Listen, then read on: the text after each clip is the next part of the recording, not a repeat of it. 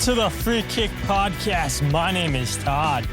And not only did your Philadelphia Union lose last night to Nashville, you had the United States men's national team just fall to Mexico in the Gold Cup final by a score of 2-1, with Chris Richards getting an early goal for the U.S. in the 4th minute, followed by 2 consecutive Mexico goals, one by Raul Jimenez and then one by Alvarez, I believe it was, in late in the second half. And yeah, unfortunate for the United States men's national team to blow the lead, to lose to Mexico in the Gold Cup. Unfortunate that the Union conceded a late, and I do mean late, penalty kick last night against Nashville in the 101st minute. But you know what else has been late? You know what else has been a long time coming? That is José Nuñez joining back. José, welcome back to the show. It's been a long time. Thank you so much for taking time out of your busy schedule and joining us here. No, thank you for inviting me. Long day. We have the Sunday package with my in-laws for the Phillies, Philadelphia Phillies, and woke up this morning after being at my brother's overnight, watching the soccer game and whatever reporting, clipping stuff and whatnot. Woke up this morning and sort of saw some decent tickets for like $35 a pop. So we took Rafael, Benicio, myself, and my wife, and I was telling you before we hit record, but the highlight of the whole day was not even the game for my kids. It was getting on the subway. So it's almost comical that that's the thing that they focus on, the thing that they hang on. But learning the names of the different stations, the Villanova, Haverford, Wynwood, like it was really cool. And congratulations to all the Mexican fans out there. I'm gonna celebrate my second Modelo for all of you. I personally don't really have an allegiance to the U.S. or Mexico when it comes to international soccer. So cheers to them. Yeah, U.S. fall 2-1 to Mexico. And Jared in here, Mexico. Woo, really happy. He says, "What's up, Todd Goat?" Michael says, "That was sad for America." Cord Blaney says, "Man, Union dropped a horrific game." Steve Martin says, "Let's freaking go, homies." Cord says, "Up a man, totally defensive breakdown." Michael says, "Ajuman couldn't do a damn thing." Jillian checking in says, "What's up, Go Phils?" Eric says, "Sup, guys?" And then Cord also says, "Team got way too passive, up a man. We have no offensive creativeness." And man, we do have lots to say about that Union game. But I do want to say one thing real quick, Jose, that you talked about. Your kid's happy about the subway. My experience with you was the complete opposite. That was the worst. When you and I, back in April, went up to New York City, and I can't remember if we told that story in the show or not, but man, I've never sweated as much in my life. And you're like, well, it's because you're wearing a pea coat. But when there's an accident not even half a mile away from the train station and you make the train with 2 minutes to go, so hectic. And then our train being delayed in New York City, and it's like, oh God, is my car still going to be there? And the exit that I wanted to go out in the train station was closed. And it's like, great. Now we got to walk all the way to this train station. Luckily enough, we were able to walk to your car and you drove me. But yeah, I had the complete opposite experience, and I'm glad your kids had a great time on the train. And maybe I'll leave extra early next time I get on a train with you wherever we travel. But I did also want to say for the listeners, I don't know if you've ever said this on Across the Pitch, and I don't even know if you've said this on this show or even on social media. But before we record it, I went out running. I tried to get my inner José Nuñez out. And I don't know if you guys know this, but Jose can run 5 miles in 32 minutes, like with ease. It's insane how fast he runs. Sometimes it's like 30 minutes. I'm nowhere near that. And my legs are killing me. My lungs, not what they are. But I try to live out my inner José Nuñez before we went live. And that was disappointing that I couldn't get anywhere close to José Nuñez levels. I'm not sure that I'm the benchmark that you want to go up against. So the last thing I'll say about the subway, especially in New York, and you get to experience how and why my heart rate goes so high when I'm coming home from New York to Philadelphia. Our train back was delayed, and the board was not updating onto when the train was actually leaving. And actually, we caught it with like a minute before it was about to depart, because then suddenly they said, "This train's leaving." It's like, where were the announcements? There was no platform for us to even know to be near. So yeah, I don't know, man. It's funny what the kids hang on to, cling on to, and I'm glad you went out running, Todd. Stay healthy, take care of yourself. Health is wealth. Yeah, for sure. I mean, I try to stay active pretty much every day. Even if I'm working a 11-hour shift at work, it's like, let's go. Even though, I'm on my legs all day, on my feet all day, it's like, still go run, make time to run, get those lungs working. But yeah, speaking of keeping those lungs running, Nashville had to keep those lungs running last night, down a man against the Union, finding a late game-winning goal with Hany Mukhtar in the 101st minute off of a penalty kick to beat the Union 1-0.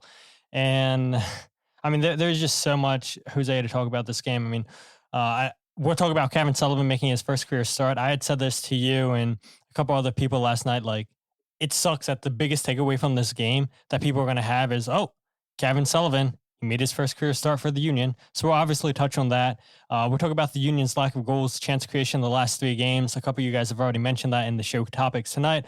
We'll talk about Bruno Damiani, his non-goal involvement pretty much throughout the whole season. Is it a concern? Is it not? I've seen a lot of negative comments on social media, which isn't the benchmark, but I do think it is interesting to see that side of the fan base that it feels like the whole walls are just caving down. Like, oh my God, Bruno Damiani is a big bust. So we'll talk about that. But I guess we'll go ahead and talk about, I mentioned it, Jose, the Union being up a man for over 30 minutes. Perez gets a straight red card for a high boot challenge on Tai Baribo. I know you and I had talked about this in one of our group chats that we're in. Was it harsh? Was it a red card? You had different opinions than me and everything. And I do understand what you're saying and everything. I do think that Perez had no intention of hitting Tai Baribo. I think his momentum took him. He had that high boot trying to play the ball, wasn't even aware that Tai Baribo was there. But unfortunately, his momentum took him into Tai Baribo, and he hits him right in the face. Baribo's trying to make a play on the throw-in from Kai Wagner, and it's unfortunate for Tai Baribo, who makes his first appearance since May 31st against FC Dallas. Yeah, I don't even know where to begin with that, right? Because this was very much a situation of reasonable minds can defer, right? Because I too can see where you're coming from in terms of Perez and this red card and really, in a way, totally changing the dynamics of the game, but not really changing the game plan for the Union. At least it felt like it was more of the same. But with that red card, it felt harsh. I felt that Perez had a pretty clean game, no intention of harming anybody. I don't recall kicking the ball away from somebody trying to take a throw in, for example, which we saw Palacios do at one point, if I recall correctly. So I have made that play playing high school and summer ball, college ball, whatever. But like that's just one that you just try to get the ball. That's all you're trying to do. And almost like it almost felt like Baribo's face landed on the bottom of his of his boot, right? Of like just the way it happened so quickly.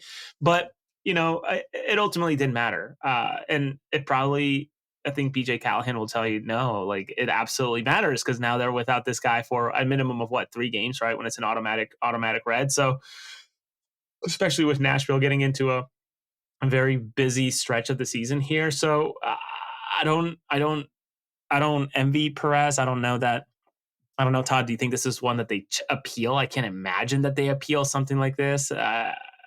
I'm not sure. I doubt it, right? Yeah, I don't know. I'd be shocked, honestly, if they go in and try to appeal this. And I'd be shocked if they'd appealed it and won it, honestly, right? Because, I mean, Right. it was a straight red card, and they didn't even go to VAR, I don't think, to go and review it.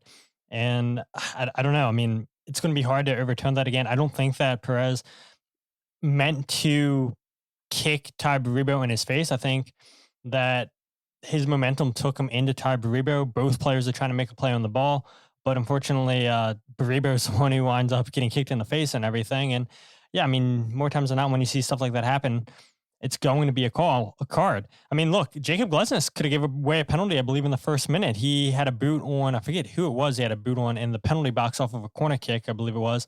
And they said there was nothing there. Palacios, it was, I think, that he went with the challenge one? I Yeah. can't remember. And so, I mean, the Union potentially got away with one. The almost got away with one with Alouette Makanya's challenge on Hany Mukhtar, which I think that was, and we can go ahead and talk about it since I just brought it up. I do think that was the right call by the referee to go ahead and allow play to continue. And when the ball went out of stoppage, then they went to VAR and said, yeah, this is pretty clear and obvious. And I think that's exactly what you want to see with the referee. And credit to Nashville, right? They go down, no penalty given. The Union turn the ball away, and then Nashville come right back down. They're down a man, and then Andre Blake comes up with a huge save against Ahmed, and then the ball finally goes out of play. They go to VAR, and they're like, okay, yeah, that is a penalty kick. But the fact of the matter is, the Union are up for 30 plus minutes in this game, and again, they lack creating chances. You have that almost goal by Kai Wagner. We can talk about that later if you want, or we can talk about it now, whatever you want. Where I thought it was kind of a super play, right? Jacob Glesnes like kicks the ball backwards to Kai Wagner. Wagner hits it from a long distance, and I'm like, why not just let Wagner take the free kick? And I don't know. They would probably say, well, it almost worked and everything, but I don't know. I thought that was a weird set piece situation there, and almost came off for the Union. Bruno Damiani again. I don't want to talk about him too much because we're talking about him later on the show. Had a couple chances in this game, but yeah, the fact of the matter is you're up 30 plus minutes and Nashville's the one who had the better chances than you. It makes zero sense to me. And this is like, it should make sense because this has been the Union since they've been a team. They've always struggled a man up. Yeah, and this is where I struggle with this team where I think we spoke about it at a different occasion this season. I can't recall exactly when, but this is a team that even having this man advantage, they thrive on chaos, right? And I think Carnell would probably label it if he hasn't already. I don't mean to pull this term out of thin air, but like he and his players, at least the way that they're set up now in terms of roster build and characteristics of the players, etc. Like it is all about getting the ball fast up the field, not breaking down teams that are putting a block down to have them cough it up and then hopefully counterattack, etc. The way that that Nashville did. So kudos to them for figuring it out. But I know my initial opinion or my initial reaction, I'm so sorry, shortly after the red card was kind of a, ooh, that's gonna sting, and not for Nashville, but rather for Philadelphia, right? Because I knew the type of ball that we were gonna be watching for the remainder of the game. Is it concerning? I think so. Is it a result of the players that they have? Absolutely. Was it a penalty at the end? Just sort of touching base on everything you mentioned, Todd. Absolutely. I think it was. I think, some will say that it was sold, it was this, it was that. But the reality is that, and I actually put down in my notes, I'm staring at the notes I took yesterday.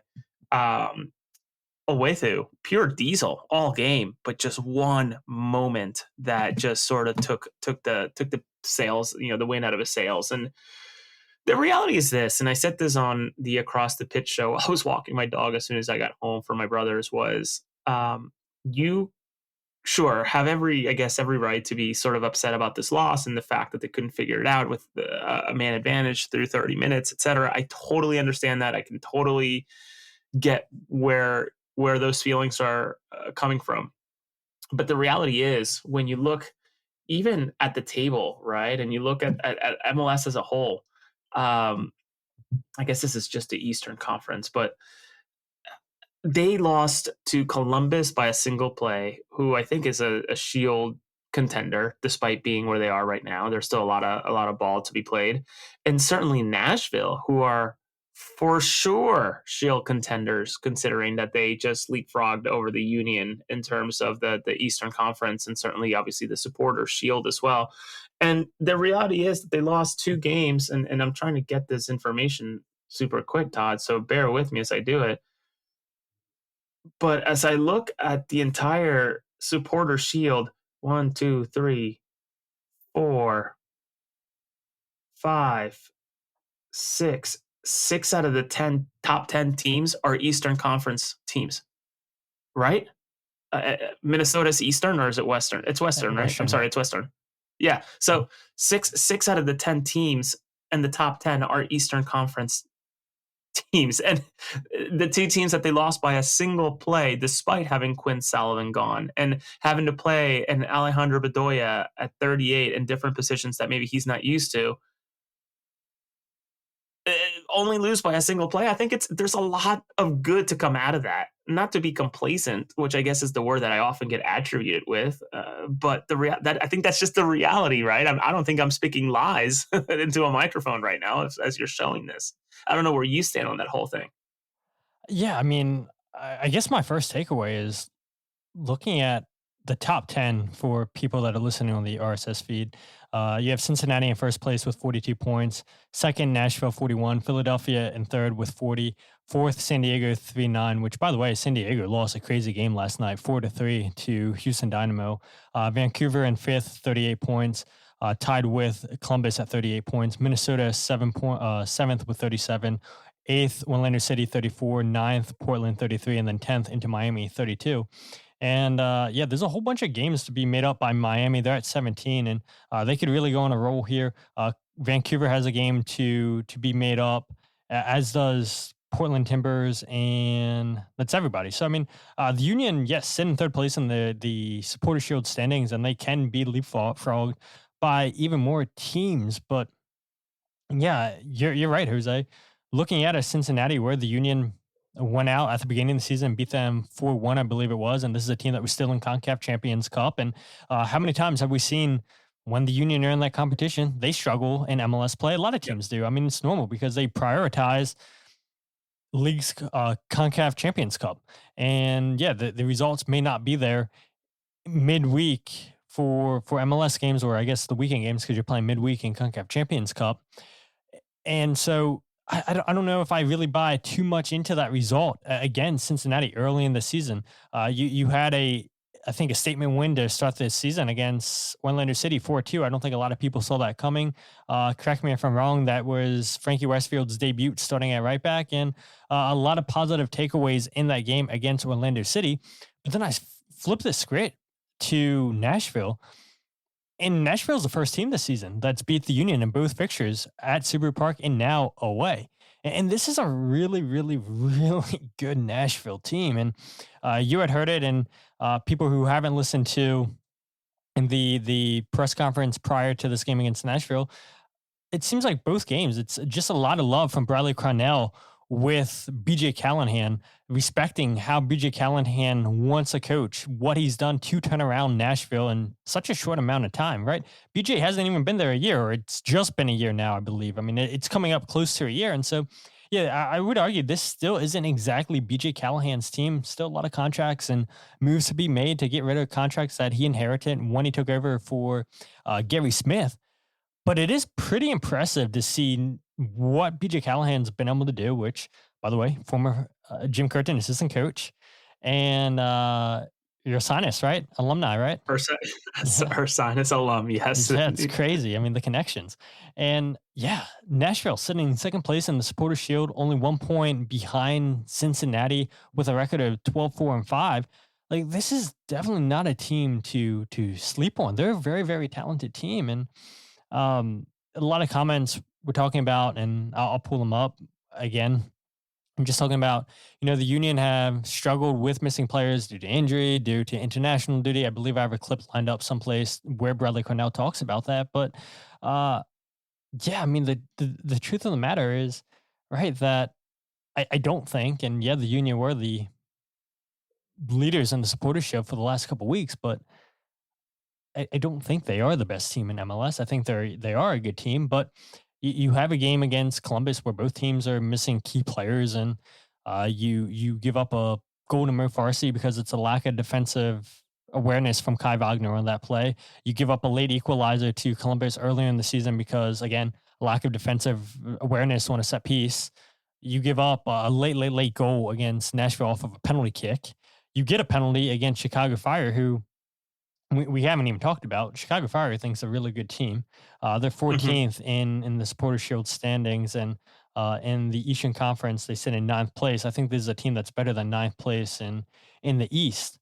but They're just awful at home, which is unbelievable. it They're is dog shit at home. crazy. It is insane. It's like the Union last year, right? They're doing exactly what the Union did last year, where they struggled at Subaru Park, but they were good on the road. But yeah, you only get a penalty kick against Chicago Fire. You struggle to create many chances against them. And I know, again, you're missing a lot of key players, injury, international duty, but good teams find ways to get results. You found a way to get a result against Chicago.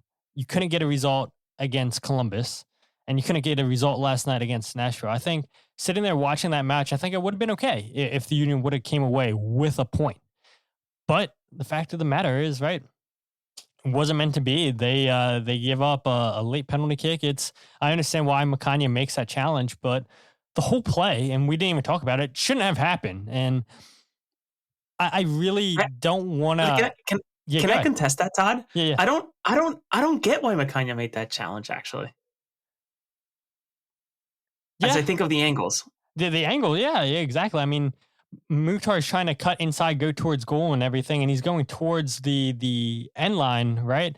And that's when Makanya then puts into the challenge and everything. Does he need to make that challenge? Maybe not, but what I was going to argue, Blake was right there. Yeah, exactly. Blake could have cut off the angle potential. I mean, you never know. And again, like, these plays happen so quickly, and they all happen so fast, and I'm totally aware of that. And so it's like, when we get back and talk about this, and we watch the plays and everything, I mean, it's just all happened so quickly. But it's got to be better defending from Makanya on that play. I'm watching it now, and I don't want to go ahead and show it on the stream in case Apple's watching and they shut down the live stream. But yeah, and just Makanya gets outmuscled by Hany Mukhtar, and that should never happen. And you're right. I mean, watching this, Andre Blake's at the near post. He's cutting this off, and why Makanya makes that challenge, he catches up to him, good on him. And you had pointed out a play earlier in the game where Makanya had slipped on the left side of the field, and then he makes a tackle. He has great recovery speed, but when he's going towards the end line, when Andre Blake's there to cut off the angle, it's a fair point. Does Makanya need to make that challenge? But what I was going to argue, this whole play shouldn't have happened. It happens with Lovitz taking a throw-in on the left-hand side of the field, throwing it towards Teal Bunbury, and you have Olivier Bizo heading the ball backwards into Hany Mukhtar. And I hate, trying to put all the blame on him, but you think about it, Makanya's been, Bizo's been involved in a lot of the Union's worst plays. Gave up a play against New York City in 2021, gives up the game-winning goal to Gareth Bale. Yes, I know that it was Jack Elliott's guy. He loses him, whatnot, but it's like, just close down a throwing guy. And yeah, there's been other plays too. And now this is just the latest plays. I mean, I can think, Jose, you and I, we have a file of mistakes that Mbizer's made. And now this is the latest to it. And we had talked, or I had talked on the show, you have talked in group chats and everything, like, no offense to Alejandro Bedoya, he's not a right back, and he's done well filling in temporarily, but they really need a right back. And Bizo had been out the last couple games with that adductor injury. Now you finally get Bizo back in, and he makes a huge mistake and heads the ball backwards to Mukhtar. And does Makanya need to make that challenge? Probably not, after watching that play like 50,000 times now. Yeah, and I'm looking at my notes. Believe it or not, and this is where I think Hany is just one of those players that, despite what people from the Athletics say, whether he's a superstar or not, he was the player with the fewest touches all match, and he went on and made the difference. So it goes to show that, like, yeah, even though it was from the PK spot, it only took one single play for him and his team to turn around and walk away, or I guess stay home, deliver the 3 points to the fans. And kudos to two sets of people, by the way. The traveling Union fans, who I think Mandy's one of them, was she's on our chat, I think, today. But also the Nashville supporters. That sounded like a very, very loud stadium. So kudos to the fan base. I'm sure that experience was good to anybody that traveled. I hope everybody got home safely. But I still stand on that business, Todd. I don't know that the challenge needed to be made, and this is where Owethu's learning some lessons very, very quickly about what to do, what not to do, and full speed doesn't look like a penalty. slow it down, clear stay of penalty. Yeah, yeah, exactly. Cole says, in all fairness, Bizo kind of hard to get into a rhythm when you barely Sure. play, which is fair, right? I mean, he's essentially the third choice right back on this team. He's been out with injuries, and yeah, I agree. It is hard to get into a rhythm and everything, but at the same time, right, you got to lock in defensively. And now that's been back to back weeks now that we've seen defensive mistakes from the Union fullbacks that have now led to a goal being conceded. And yeah, it's unfortunate. It's unfortunate that the Union conceded late on in this game. A lot of good comments, you guys. I appreciate it. Also, up to 500 people watching the show, which we're only 25 minutes in. So, yeah, who would have thought that people would show up for a loss, back to back losses? But I guess, judging by the comments tonight, there's a ton of people with a lot of thoughts on the game. One other thing that I wanted to bring up there, Jose, was the lineup. We had talked about Olivier Baze replacing Alejandro Bedoya. You have Jacob Glesnes back into the lineup, playing as a center back, replacing Jesus Bueno, who played in the midfield last game. Bradley Carnell had said after the game, I believe, that Bueno missed this game because he re-aggravated his hamstring once again. We know that he suffered a hamstring injury against Charlotte a few games ago, and then he was available the next few games, and now he misses the game against Nashville because he re-aggravated that hamstring. Cavan Sullivan replaces Ben Bender. Then Chris Donovan replaces Marcus Anderson. I mean, just overall looking at the starting 11 for the Union, and I guess, I mean, maybe if you want to, Jose, we can go ahead and talk about um, we can go ahead and talk about Cavan Sullivan making the start. But I mean, before we get into that, if you want to, I mean, your thoughts on the lineup that Bradley Carnell went with last night? I think it was all fine, honestly, all things considered. I think of maybe two players, and one we're about to talk about, and then another one that is at the very tippy top, number 25 for the Philadelphia Union, that maybe deserves a conversation in a way. But what else can he do, right? Quinn Sullivan would certainly step in and make a difference. Frankie Westfield would certainly step in and make a difference, I like to think.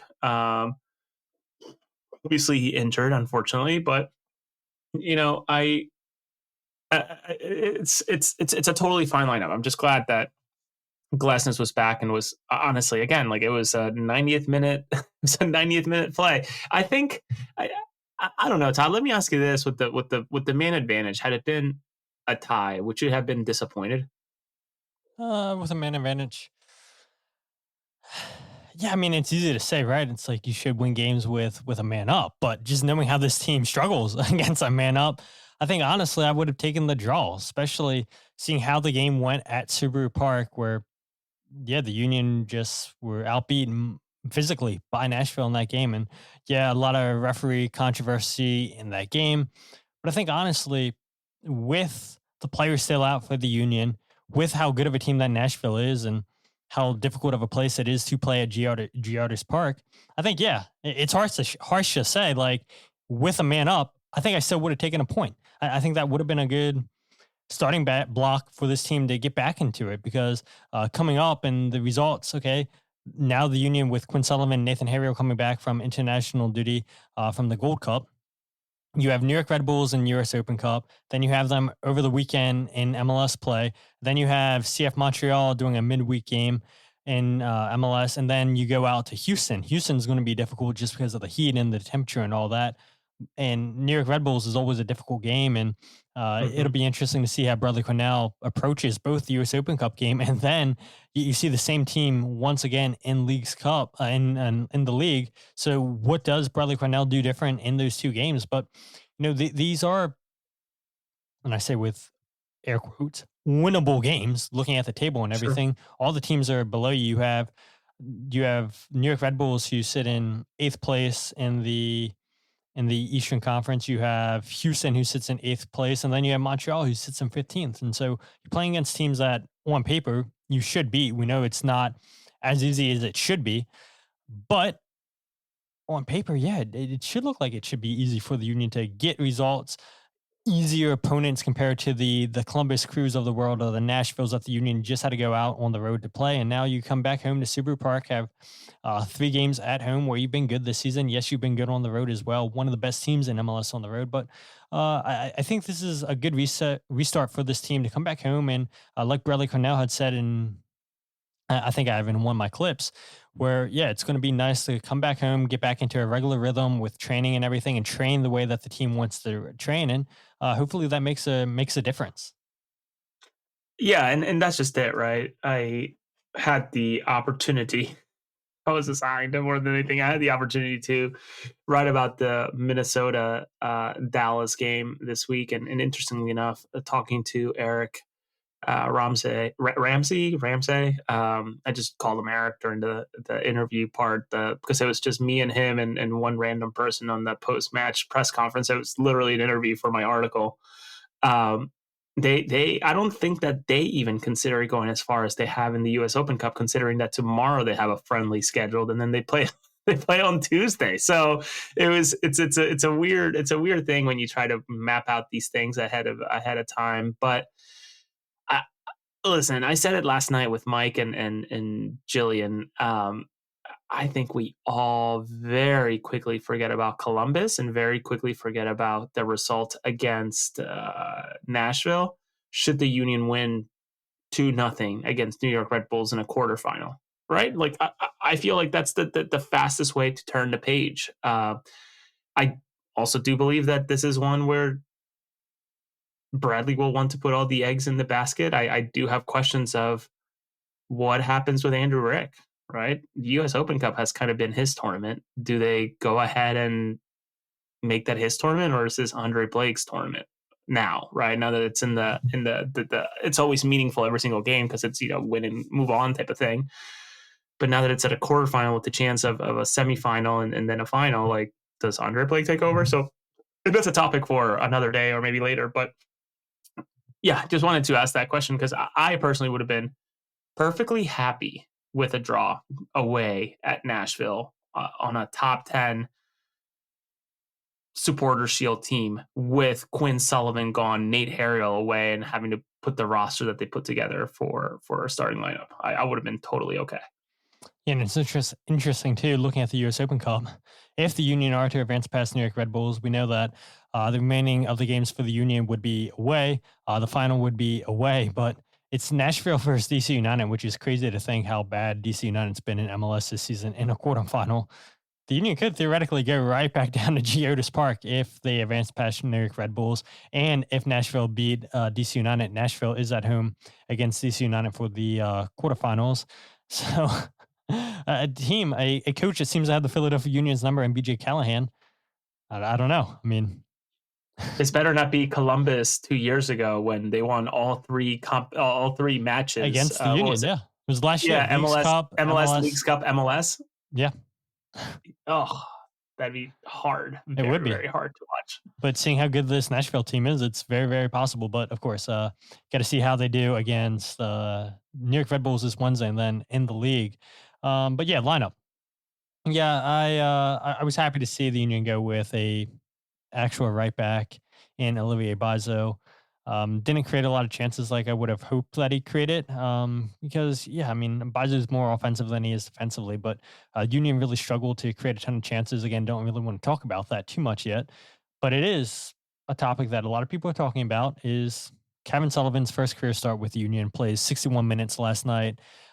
Previously, he played 45 minutes against Columbus Crew last weekend, came in one as a second half substitute. Cavan last night for the Union recorded 22 touches, completed 5 out of 12 passes, won 3 out of 3 tackles, and 5 out of 6 aerials, which I had joked to you. I was like, I cannot believe Cavan Sullivan's winning headers right now. Like, how is Nashville letting this happen? And a lot of comments. Jose, I'd saved some of them. But this one came from Connor early in the show, said Cavan just isn't ready. He needs to get regular minutes off the bench, 10, 15 minutes. John says, at least we get Quinn back now. Michael said Cavan needs to stay at Union 2. Eric, said Cavan needs to stay at Union 2 rest of the season. He's not ready for the first team. And then Mike Barrera said Cavan just wasn't impactful enough, but he's 15. I don't think he's shown enough in his performances to warrant to start.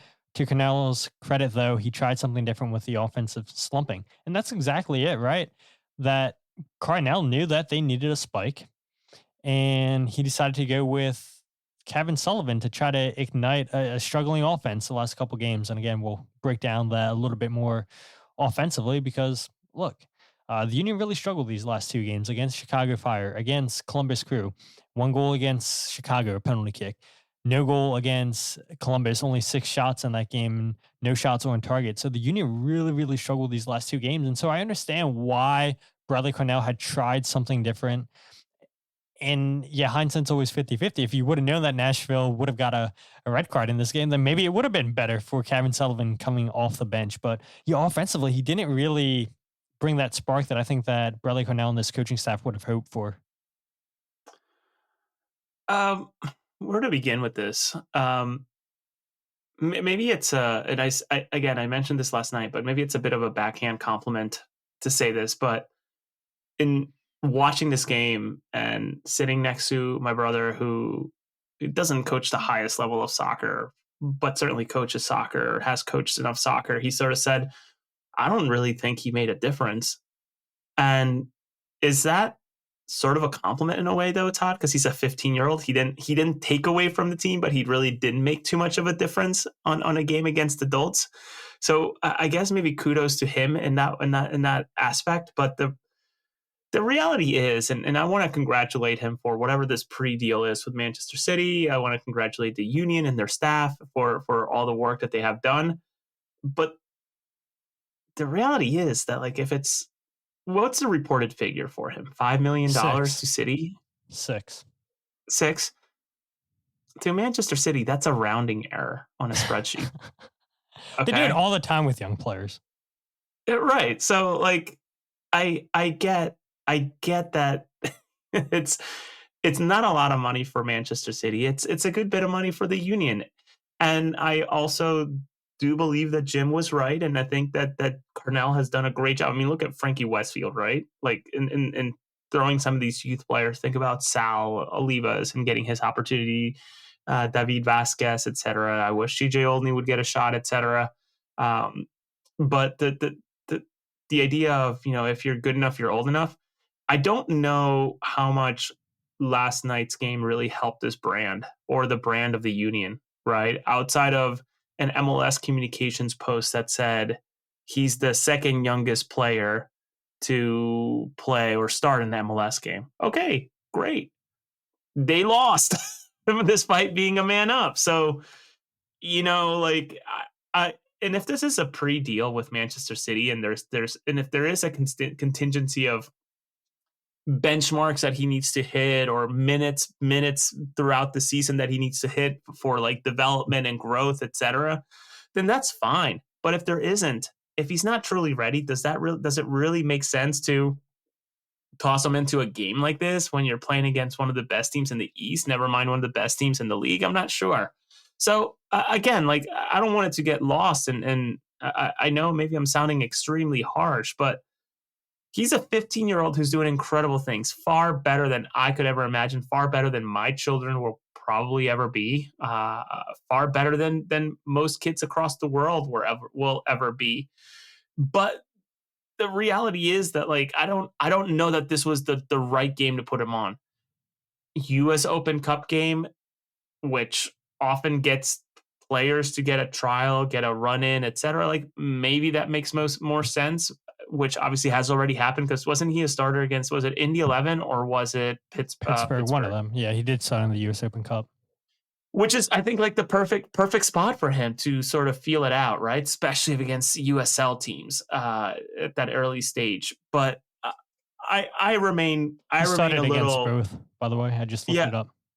Started against both, then that's fantastic. I think that's maybe the right setting to get them going. But I also understand that they're working backwards by the sign, right? They have this expiration date on a player that they want to get the most out of, and maybe this is the next step. And I know that everyone's growth as a player is not linear. It's not always going to be, like going straight up. There's going to be ebbs and flows, and hopefully after they rebound, they go up higher. And hopefully after this match, and I'm talking like Cavan shit the bed or did terrible, but like I don't know that this was the right situation. But then again, who are we to question Carnell considering what he's done this year? So I come at it from both angles, and I know I'm sort of countering what I'm saying, but also sort of countering what I'm also saying. So I guess I'm just trying to provide a little bit of both angles in one single monologue that I'm going on right now. I don't know that this was the opportunity, but then again, if not him, who do you go with for creativity, right? And maybe that's a bigger question for what are they doing to address this type of situation. Well, I've said it so many times on this podcast the last couple of weeks by myself, or when you've been on here, I've said the Union need to go out and get another attacking midfielder specifically. And you and I are going to beat this point dead that they need to go out and get a U22 attacking midfielder because that slot is so underutilized. I think by all MLS, not just the Philadelphia Union. But these last couple games shows you that with Quinn Sullivan away, and I think you and I talked about this, Jose, where he was having a fantastic season with the Union. He does so well that he gets on the Gold Cup roster with the United States men's national team. Unfortunately, doesn't play a lot of minutes. Could have been better used here in the U.S., but again, that's going to help his stock making that roster with the U.S. playing at the international level, even if he didn't play a lot. Let's imagine if the Union did get a good enough offer this summer and they sold Quinn Sullivan. Now you need two attacking midfielders. And so I think you really see how important Quinn Sullivan is to this system, where it takes pressure off of Kai Wagner not creating all your chances. It takes pressure off of Jovan Lukic. This team lacks really anybody that has the 1v1 ability to have the confidence to take players on. That's exactly what Quinn Sullivan gives you. No offense to an Indy Vasilev or a Ben Bender, but they're not creating the chances. They're not taking players on 1v1 like a Quinn Sullivan does. And so getting Quinn back should be huge for this team. And he has been a big miss for the Union.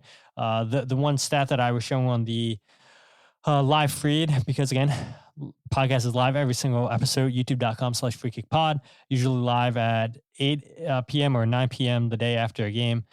But Cavan Sullivan becomes the second youngest player in MLS history to start a game at the age of 15 years old, 280 days. Freddie Adu set that record, obviously number one.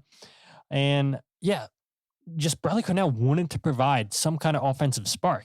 Bradley Carnell talked after the game about Cavan coming on, making his debut in MLS, starting for the Union, making his debut starting, playing 61 minutes, and just how the Union tried to utilize him last night.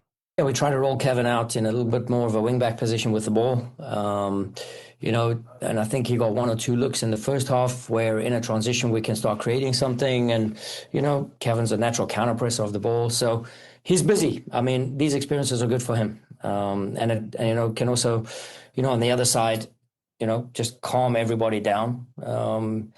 Because there's a lot of hype around Cavan, and at times, he gets muscled off the ball, which is totally natural. So he's not quite there where he needs to be from a physical standpoint, but he's a very talented kid, and I think this was a good indicator of where Cavan is. And we just need to now, progress him and make sure that we're not putting him in any way under pressure, or Cavan's performing right where he needs to be. Yeah, and Bradley had hit on something there that, they want to protect him, not have the pressure on him because, there already is so much pressure on him. I mean, there was pressure on him before he even played a single minute for the Philadelphia Union. When you get bought at the age of 14 years old from Man City for $6 million without stepping foot on the field, there's already so much pressure on you. You see how much the league, the team markets Cavan Sullivan. There's a ton of pressure on this 15-year-old kid and everything. There's a lot I know to take away from what Bradley Carnell had just said there, Jose. But I do find it interesting that, Bradley points out his counter pressing, and I read the numbers earlier. He had better defensive stats than he did offensively. And that's fine. I'm not stuck on that. I believe you. And I think that's great. What was his line about not putting him into any pressure, right? Is that what he said? Take the obviously take the pressure. He gets that MLS start. The dumb tweets from MLS Soccer, and I say that as someone who's contracted by MLS, so please, big Daddy Garber, don't fire me or whoever makes those decisions. But if it comes down to this pressure stuff, the limelight, etc., why not wait till July 16th when they play against Montreal? Have them play against a shitty, with all due respect to Montreal, they're professionals, better than I will ever have been, will be, etc. Why not have them play against CF Montreal? at Subaru Park, of all places. Why do this at Nashville against Nashville? Like that's where I'm stuck, right? Like, okay, you're not going to put him into a quarterfinal of the U.S. Open Cup. Agreed. Against an MLS side, against Red Bulls. Totally agreed. Kid gets a broken leg. Don't want that. Nobody wants that. Don't put him against Red Bull on the second leg of these matches, these back-to-backs. Fantastic. Totally get that. Totally get that. Even though it's at Super Park. Just wait for Montreal to come to town, right? Like what was the rush that it had to be against Nashville of all places? You tell me if I'm out of line on that, Todd. But to me, it's like, okay, give Cavan his first MLS start 2 weeks later or whatever it is against the bottom of the barrel MLS side in Montreal, where you can feel more comfortable that he's playing against grown men that are not USL, that have been around the league or probably will be around the league as that team gets picked apart every single offseason, that have some serious talent, but not a whole lot of it. Let him have a run at some of these guys rather than, I don't know, the fucking team that's supporter shield bound potentially. Like, I don't know, man. I hate to pick apart Carnell's words there, but that was my immediate thought of like, why not just wait till they play the French? A lot of people agree with you. Whatever. Yeah, a lot of people agree with you though in the comments. Jose Valerie says, excellent point, Jose. Mike Barrera says probably because of the missing players, but agree, Jose. You also have Cole chiming in saying, I agree, Jose. Who would you start instead? And that is a fair question. Ben Bender. Yeah, exactly. That's who you've been playing with, but you know what you get with Ben Bender, not a lot of creativity, which is not a knock on Ben. I am going to be biased towards the Maryland players, but he's not giving you the creativity that Quinn Sullivan had been giving you prior to leaving for the Gold Cup. And Andy Vasilev, you've seen pretty much from the start of the season, is not going to give you a ton of creativity either, which is fine. But yeah, I mean, the truth of the matter is, Raffanello, could you have started him as one of those 10s? I mean, yeah, there are. I mean, he did fine against St. Louis, right? Like, again, like, I don't know. You had other options. Maybe I'm stuck on that. What's that? You had other options, and why you would go with Cavan away at Nashville, I don't know. It feels like, and if Bradley Carnell ever wants to talk one-on-one about this or talk period, whatever, like connect with me, happy to listen and agree or disagree, whatever, have a healthy conversation. But this is one hill that I'm feeling pretty good about in my standing, where like, why Nashville? Like, was there more to it? I don't know. Like, I mean, we saw the kid not show up on the roster randomly to then go to a Union 2 game and then suddenly come back and be a starter. Like, that just feels really odd. And maybe there's things behind the scenes that I know about, I don't know about, can talk about, cannot talk about, whatever. I'll never divulge. But the reality is that like, this just feels it just doesn't seem like this was the right moment to I guess Carnell also said, I don't want to speak for him. You have the clip, but like, was it to also assess where he is and his development? Yeah, okay, he said that that's he's fine. happy with where Cavan's at in his development. Okay, and that's fine. But like, I hate to say ease him into it, but like, this felt like throwing him into a fire versus maybe easing him into the league being MLS in terms of Montreal. We can move on, but that was just the one immediate thing that came to mind during that clip. I'm sorry, Todd. Yeah, and he talks about how Cavan's not there physically yet. And you start him against one of the most physical teams in MLS in Nashville, which you saw the Union prior get out-muscled, which hasn't happened often, by Nashville at Subaru Park.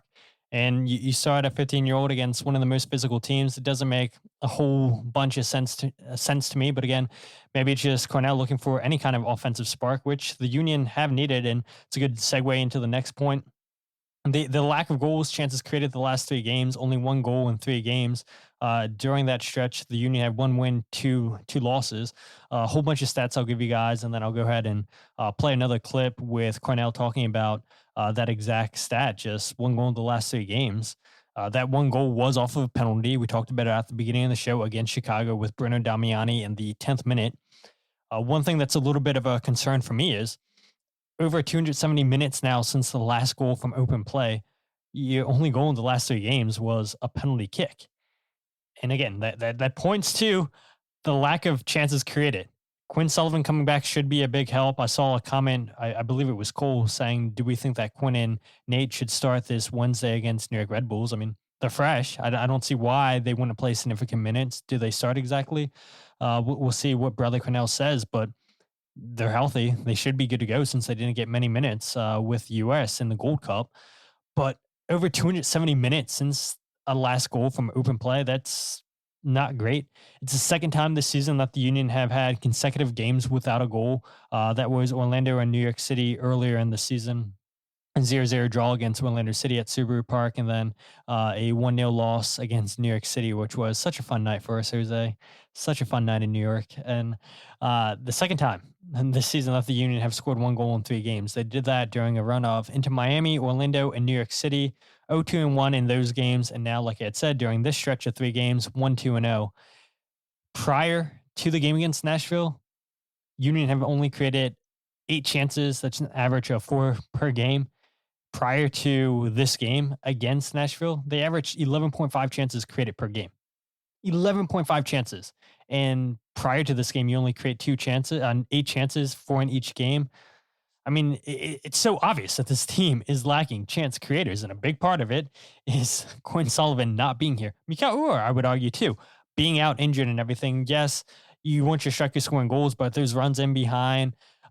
Yes, he has a couple assists on the season. I would argue that Mika Ur being out makes a difference as well. And so, yeah, it's not looking great for the Union. You have Tai Baribo, who, yes, doesn't have a ton of assists. I think he only has 1 assist on the season, 13 goals. But the Union have had to find ways to pick and choose the lineups with players to their credit stepping up. You have Marcus Anderson a few weeks ago scoring in Charlotte. Jesus Bueno scored in that game. Bruno Damiani hasn't scored a lot. You have found players stepping up here. But the truth of the matter is, you play against the better teams in Columbus and Nashville. And what happens? You don't create too many chances. You don't get a lot of goals. And you struggle against the better teams. And it's only a matter of time before Columbus potentially leapfrogs the Union in the Supporter Shield standings. It just happened with Nashville. And yes, the Union need to go out and get another attacking midfielder. Now, the good thing is, right, I don't believe, Jose, maybe you know this off the top of your head, there shouldn't be any international competitions coming up for quite a while. So the Union should be set with players staying on international duty. So there's 2 FIFA windows, September and October. Yeah, exactly. Okay, so you have the July window to get through, you have all of August to get through, and then you have there's windows coming up. Does Quinn Sullivan get another call up with the U.S. in those windows? Maybe not, since he didn't play a lot with the U.S. at the Gold Cup. But again, the truth of the matter is, I think this proves, and I know I'm saying that over and over again, but I think this just proves that the Union need to go out and get another creative midfielder. Yeah, I think Nate's time with the national team, I think, man, he didn't do himself any favors during that single match that he played. In fact, I mean, he was a medical replacement and snuck away from the Union that way. So it goes to show maybe the interest in that way. I'm trying to pull up the FIFA international window calendar, but it's taking forever. So for 2025, September 1st through the 9th, 2 matches, October 6th through the 14th, 2 matches available for teams, and then November 10th through the 18th, 2 matches for all teams. You know, I think those are windows that are actually observed by MLS, at least some of them. I maybe not November, because I think that's in the. Say it again. Shockingly, if it is. Yeah. I think the November one's the one that isn't, because I do remember them having a window in the middle of the playoffs, or I think it was observed, but it was just that just happened to land when all the teams had their crazy break in between matches, and obviously Thanksgiving, etc. So yeah, I don't know what international windows are tough, because I always say this to people, and maybe this is the bigger picture mentality, but like, I think it's a great sign that this many players get called up to international teams, right? It means that they're getting the best of the best from these nations to come and play for the Union. But that also comes with a bit of a price to pay in terms of international call-ups that take them away to, again, the best of the best from some nations. So difficult stuff there to work through, and even worse so when there are injuries involved. All right, so here's Bradley Carnell talking about the scoreless streak that the Union are currently on, 1 goal in the last 3 games, and talking about the missing players in Tai Baribo and Mikal Ur and how much of a difference that it potentially makes not having them. Yeah, probably a bit of both. I mean, yeah, it's just natural. We're going through a couple of things right now, which, if anyone expects for us to go through like unscathed throughout the season, then, you haven't been around the league long enough. We know the sort of difficulties around the league with all the congestion and what's going on and the May stretch that we had. So, I mean, yeah, no doubt, the team has performed in a certain way, and we're so happy with the boys and everyone's contributions right now. And for us to go through a 2-game stretch here without a result, and all the creation that goes with it, like I spoke about in my opening statement, I'm happy to get the training rhythm back, to get the competitive nature back, and to be training exactly how we need to be training. So I think that's a big part of it, to get back to who we are and get up back on the training field. Yeah, that's a big part of it, right? I mentioned it earlier. I thought I had that clip lined up where Bradley Carnell's talking about, all right, we're getting our players back. We'll get back to a regular training routine. And yeah, of course, with the crazy hectic May schedule that the Union had, knowing that they were going to miss players for the international duty, if you're not paying attention, if you haven't paid attention to MLS before, like this is totally normal for teams to go on a little bit of a drop when they lose key contributors during important windows. And so now that's why I said earlier, you have New York Red Bulls, you have CF Montreal, you have Houston Dynamos.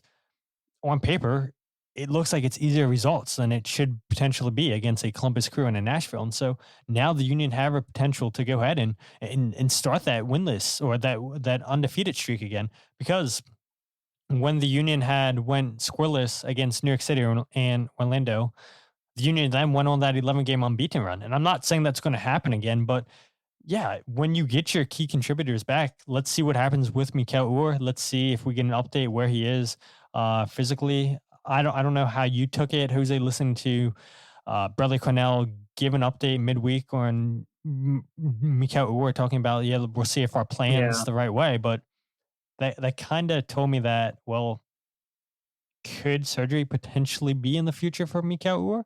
And if that's the case, do you go out and have to get another striker? Let's not forget too, maybe the Union already have that in mind with Mikal Ur out of contract at the end of the season.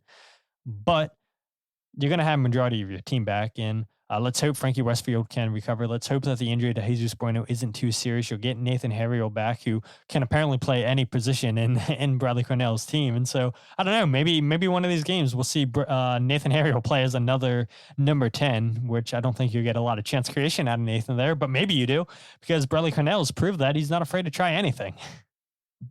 Yeah, I completely forgot that Mika is out of contract come 2025 or this year, the end of this year. I suppose that, is it already in place? I think he could be pre-negotiating already. He could, should he want to. Yeah, right. He could be pre-negotiating his return to Bromby or whatever. I don't know, for a January return. Same with Bedoya. Technically, I mean, we've been through this saga a couple of times, and I think those are the two that make sense, unless there are some of these 2026 options that the Union have already gone ahead and said no, not interested, in terms of Chris Donovan, Nate Harriel. God, yeah. I'm never going to pretend to be a medical professional, but it does sound like maybe Mikal's injury is a little bit worse than originally intended. Whenever you hear, I think, or whenever, this is the first time I've heard, I should say, that like, we'll see if the plan we came up with worked. It's like, that's a new one. I don't remember ever hearing that. Have you? I've never heard that. Okay, that's a new one for me. So yeah, hopefully he's healthy. Obviously the Union could use him. And if I think it was domesticated Hoagie. What's her first name, by the way? I feel she told us it after a game before. This is a while ago and I forgot. That's okay. she mentioned that you called this coming, whether it was through injury or Baribo just drying up in terms of the faucet being goals. Like this is where, if in the perfect world, the Union would have this trident of Damiani, Ua, and Baribos taking turns, right, scoring, etc. The way it was with Ua, Carranza, and Gastag that magical year that was 2022. But unfortunately, that hasn't happened yet, or hasn't, or maybe it won't happen at all. There it is. I knew you would go searching for something that complements you, so I'm glad I mentioned it. So I mean, I don't know. I know maybe this is the best way to transition over to the Bruno Damiani talk, but I hope that Ua comes back. And games are going to be coming pretty fast, but also depends on what happens on Wednesday. Or it could slow down a little bit too. Yeah, it will be interesting to see what the Union do. And it's so weird too, seeing that they have two games back to back against New York Red Bulls on Wednesday in the US Open Cup, and then on Saturday, both games at Subaru Park. But yeah, you're right, Jose. Just looking ahead at the schedule again, I talked about it a little bit.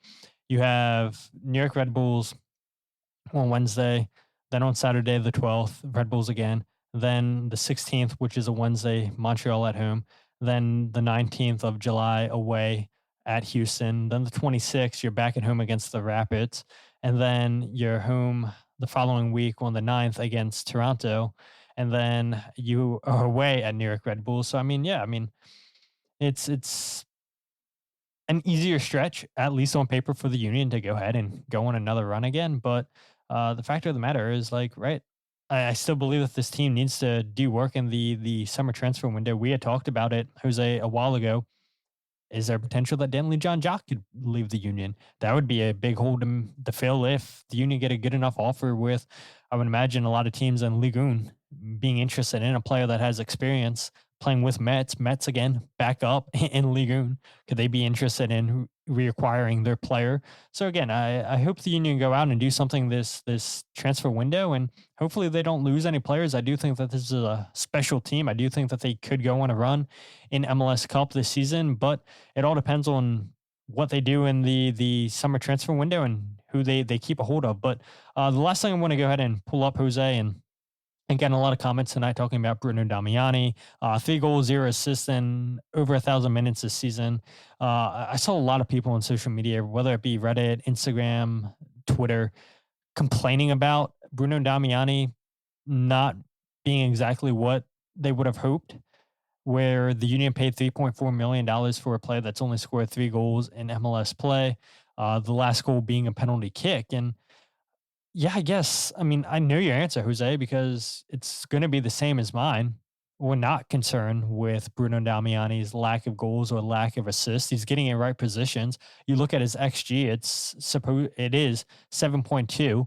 He has 3 goals and he should have 7 goals compared according to his XG. He's getting in the right positions. That's what it tells me. He's just not finishing. And starting Chris Donovan and Bruno Damiani, I don't think that's a great partnership. I also don't think the partnership of Bruno Damiani and Tai Baribo is it either. And again, it goes back to like how big of a miss Mikal Ua is. I think Ua complements both Baribo and Damiani. And so I do think because you don't have a striker that complements Bruno Damiani as well as Mikal Ua does, yeah, you do see the lack of goals from Bruno Damiani. And he has been snake bitten. It is positive seeing him getting good positions. We saw him last night getting good positions with headers. And that chance in the first half, I believe it was, where he had his shot cleared off the line by Palacios, where it's a cross in by Kai Wagner. Palacios doesn't head it away correctly. He hits it on the volley, hits the ball into the ground. It actually beats Joe Willis, but Palacios is there on the line to head it away. And it's unfortunate for Bruno Damiani. And again, I think you agree with me, Jose, that it's not a big concern as people make it out to be on social media, but I'll get you on record. Are you concerned at all? I remain unconcerned.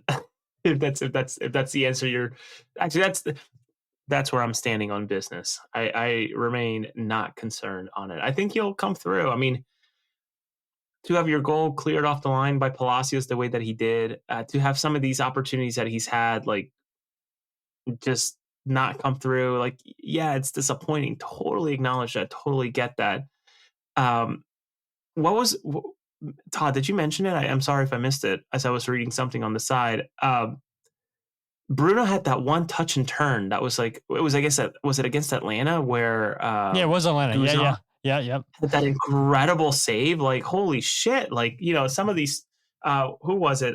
Some next level saves from keepers versus Damiani. Like some unbelievable keeper work to keep the man off of the score sheet. So no, I don't remain overly concerned about it. But you also got to remember, like, okay, people want to play the value game. This is a $3.4 million striker, not a $22 million striker like Emmanuel Latela, who has how many goals? 5 in the season, and they paid $22 million. So yeah. Maybe you feel pretty good about it, all things considered. I mean, I just want to double check, right? Emmanuel Latela. How many goals do you have, brother? Not many. Not this year. Not too many, right? I mean, that Atlanta team's really, really bad when you look at all the money that they've spent. 19 matches, 5 goals for Latela. Five goals, 1 assist for Latela. And what's Bruno at? 3 goals? Yeah, 3 goals. I don't know, man. Like, if we're gonna do the money game, then there you go. Like, you're actually getting insane value for the player, all things considered, if you're going that way about it. But I don't know. I remain optimistic on him. He's only been here, not even, I guess, at this point, half a season.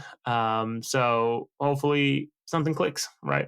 And don't know what that is, but hopefully something clicks, and maybe it's the right pairing. Because as I look at my notes, Donovan, I'm not sure what he really provided last night. It was tough to see much out of him. But then again, it's a game that they only lost 1-0, so maybe he did do something right that I'm missing. Pressing. I mean, that's what Bradley Carnell is going to say. Presses, but I don't know. It feels like you need a little bit more from your strikers than just pressing. Had a big chance too. Bruno Damiani wins the header, flicks it into Chris Donovan right in front of Joe Willis, and I think he gets a foot on it. At least that's what it said on FootMob, that he got a foot on it, and it's an easy save there by Joe Willis. I mean, I don't know. The chances that you do create are not a ton, but when able to take advantage of them and put the ball in the back of the net. And yeah, it takes one moment of a PK. And let's not forget too that Hany Mukhtar could have scored in the 15th minute if it wasn't for a big save by Andre Blake. And then Mukhtar also hits the post. And so, yeah, this was a crazy chaotic game last night for the Union. And they unfortunately dropped back-to-back games for the first time under head coach Bradley Carnell. But again, I'm not too concerned about Bruno Damiani, because we've seen this so many times over the years where new players come into the league, you adjust to the country, to your teammates, to all the travel in MLS, and then the previous year they come back and they do well. So I'm not too concerned about Bruno Damiani. Jose, any other thoughts? Anything else you want to bring up from last night's game? Anything in general before we go ahead and wrap the show up? I think I would just circle back to what I said way earlier in terms of this is a Union team that lost against supporter shield hopefuls, if not honestly serious candidates, I guess I should put it as. Only lost by 1 play in each game, and both of them at very, very late stages.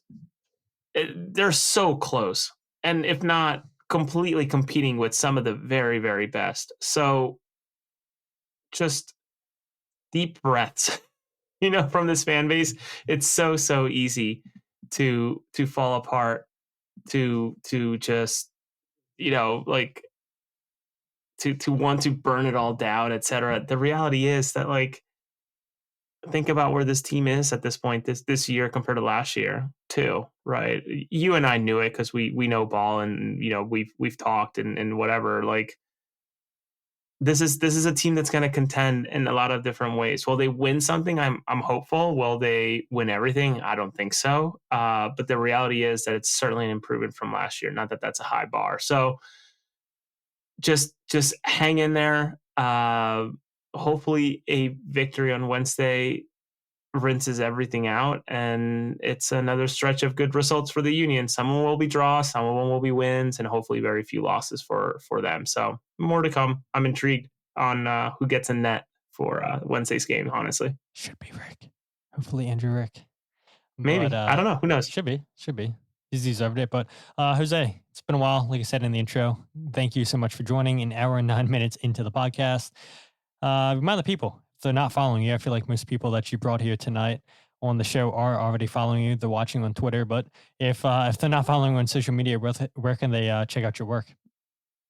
You can find me on Twitter / Blue Sky with the same handle-ish, at José R. Nuñez 91. I think if you actually type in my name now on Google and put Twitter or Union, like I come up. So I think that's a good sign of SEO. So search engine optimization for those that are not aware. I think I come up for. I mean, if you just put in José Nuñez soccer, you come up on the first page for Google, Substack, and that's Twitter. Great. I think that's a good thing, right? So that's awesome. And your LinkedIn too, apparently. What's that? And your LinkedIn comes up. Oh man, that's actually a really good thing. I'm happy about that. So you can find me there on social media. I haven't posted in a little bit in Substack. That the last piece I wrote about was about the Club World Cup, and I mentioned it to Mike. I'm really struggling on how to voice this correctly, but I think this tournament, meaning the Club World Cup, really showed me. And, I'm surprised no one asked Bradley Carnell his thoughts on the Club World Cup. Seriously, I'm surprised no one has, considering the folks in our group. It's fair. But nonetheless, trying to put something together about the difference between fan versus customer in soccer in the United States. And I think the Club World Cup really opened up a lot of eyes during this tournament. So thank you to everybody who followed some of the Club World Cup stuff. I gained a lot of followers from it. Got to watch some incredible soccer, which is awesome. So much appreciated. We're on the up. And I'm not talking about Target brand. We're on the up. On the up. Or is it up and up? I can't remember the Target brand. It's one of the two. I forget. LA says for him, it's first 5 results are X, Substack, LinkedIn, Blue Sky, and Substack. I think he meant to say Substack twice, maybe. I don't know. Do you know what Substack is? Did he mess up? I don't know what. I know Ndamukong Suh is the guy who stomped on somebody, and his last name was SUH. Yeah, exactly. Ndamukong Suh. What a player. What a throwback. Tennessee Titans, the Commanders. What a dirty player in the NFL. He says 2 Substack results. You have 2 Substacks, Jose? I do not. Someone might be copy and pasting my shit, and that's okay. Listen, I do it for the people. Somebody's wanting to be Jose Nuñez. Hey, look, I said the same thing. I started the show talking about Jose running 5 miles in 30 minutes. So I tried to do that prior to the show. We didn't come close. But if you guys aren't following the podcast on Twitter, Instagram, or Facebook, follow Free Kick Pod, wherever you get your podcast, The Free Kick. Check out the YouTube channel, youtube.com/Free Kick Pod, live every single podcast. And you can go ahead and check out the goals breakdown videos, which is live now. So if you guys haven't checked that out, go ahead and make sure you check it out on YouTube. Not much to break down. And then you can check out my Substack for the writing, podcast, and the goals breakdown all in one place, thefreekick.substack.com. And by the way, talking about live on YouTube, I thought we would have had a live episode or a live new intro for the episode for this game. But the guy that I'm trying to get working on this is ghosting me. And it wouldn't be the first time that somebody's ghosted me, which I'm sure is very, very evident for you guys as well. But to try to leave it on a positive note, Valerie says, Jose Nuñez, the Dominican baseball player. Yeah, I guess you obviously play baseball, Jose. I know your son is. You're trying to get your son into baseball, Rafa. I know. I genuinely cried when I picked up his team pictures from T-ball, and he's got his own little baseball card. So I'm the dad with the kid baseball cards on my fridge now, which I never imagined myself being a dad, never mind having 2 kids, and I think they're doing fairly well too. So it was a very proud moment. Absolutely. That's awesome. So with that said, let's leave this one on a positive note. And with that said, my name is Todd, and this is the Free Kick Podcast.